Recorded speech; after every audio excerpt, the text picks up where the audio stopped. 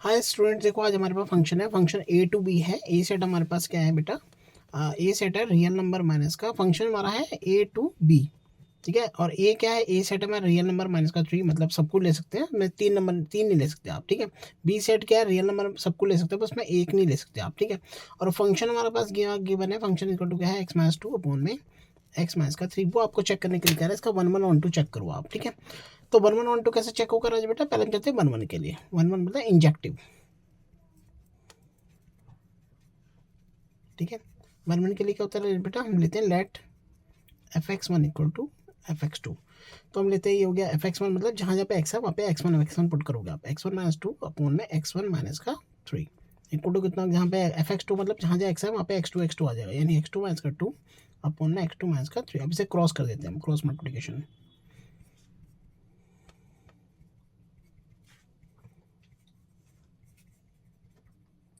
अब इसकी मल्टीप्लाई करा लेते हैं, ये हो गया x1 x2 माइनस का थ्राइस ऑफ x1 माइनस का ट्वाइस ऑफ x2 प्लस का 6 इक्वल टू, अब इसकी मल्टीप्लाई करा देते हैं, ये आएगा x1 x2 माइनस का थ्राइस ऑफ x2 माइनस का ट्वाइस ऑफ x1 प्लस में 6। ओके, सामने से हमारा x1 x2 कट जाएगा, प्लस का 6 कैंसिल आउट हो जाएगा, बच्चे का हमारे पास सिर्फ ये।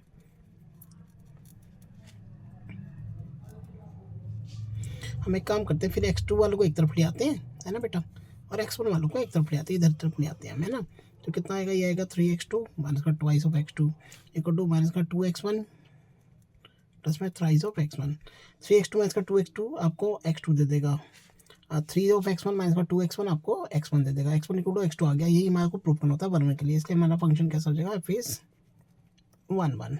अब हम जाते हैं ऑन टू के लिए। ऑन टू में जानना आपको पता होता है, रेंज इक्वल टू कोडोमेन करनी होती है। देखो ये हमारा कोडोमेन है, ये जो है ना, ये सेट हमारा, ये कोडोमेन है। इसको रेंज के इक्वल लाना होता है, रेंज मतलब y के इक्वल लाना होता है। तो पहले फंक्शन उठाते हैं, यानी y इक्वल टू क्या है हमारे पास, x-2 अपॉन में x-3। ये y कहाँ से आई, एफ एक्स ही है ये, फंक्शन ऑफ x, ठीक है। तो रेंज निकालनी है आपको, ध्यान रखना, रेंज निकालने के लिए, रेंज मतलब y निकालना, y निकालने के लिए ना आपको x अकेला करना पड़ता है। मतलब यहाँ पे जैसे x कितनी बार दिख रहा है आपको, 2 बार दिख रहा है ना, पैसे सिंगल x करना पड़ेगा। वो कैसे होगा, तो एक काम करो, उसको क्रॉसिंग कर दो आप, इसको यहाँ से हटा दो आप, ठीक है। y ब्रैकेट में x-3 इक्वल टू x-2, इसकी मल्टीप्लाई करा देते हैं, xy माइनस का 3y इक्वल टू x-2। इसको आप उठा के इधर ले आते हैं, इसको उठा के हम इधर ले आते हैं, ये हो गया xy माइनस का x equal to 3y minus का 2। इसमें से x हम कॉमन लेते हैं, आएगा 3y माइनस का 2।